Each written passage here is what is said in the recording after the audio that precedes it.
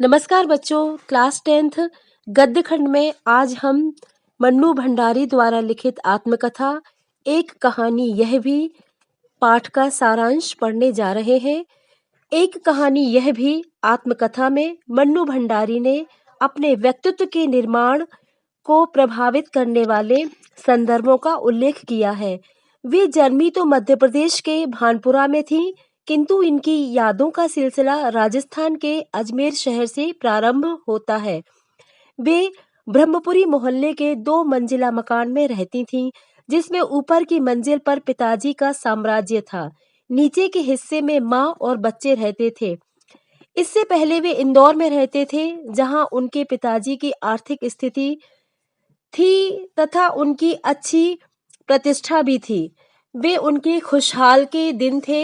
एक आर्थिक झटके के कारण वे इंदौर छोड़कर अजमेर आ गए।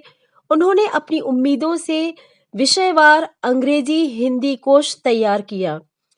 इससे उन्हें यश तो मिला, परंतु धन नहीं। इससे उनकी सकारात्मकता में कमी आती गई और वे क्रोधी, जिद्दी तथा शंकालु स्वभाव के हो गए।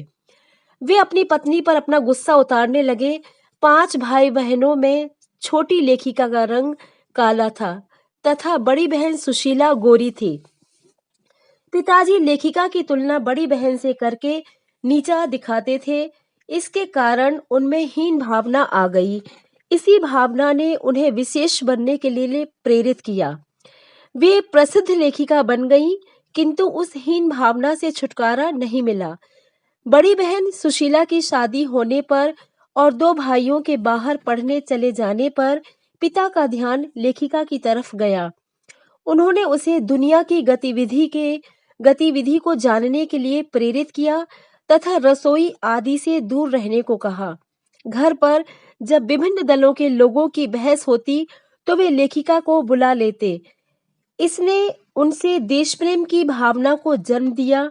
लेखिका की मां पढ़ी लिखी तो नहीं थी, किंतु अपने पति तथा बच्चों का पूरा ध्यान रखती थीं। सभी बच्चों को उनसे सहानुभूति भी थी। सन 1945 में 10वीं उत्तीर्ण कर लेखिका ने प्रथम वर्ष में दाखिला लिया। वहां की हिंदी अध्यापिका शीला अग्रवाल ने उनमें साहित्यिक रुचि उत्पन्न की। उन्होंने लेखिका को बढ़ावा देकर जुलूसों, हड़तालों तथा भाषणों तक पहुंचाया। छात्राओं पर उनका प्रभाव बढ़ने लगा। उनके आह्वान पर कक्षाओं का बहिष्कार होने लगा।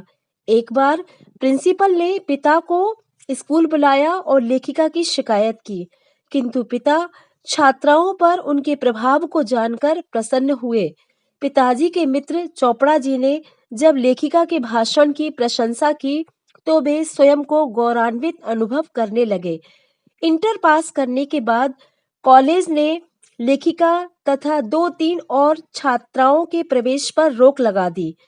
इससे छात्राओं का हुड़दंग और भी ज्यादा बढ़ गया। विवश होकर उनका प्रवेश करना पड़ा।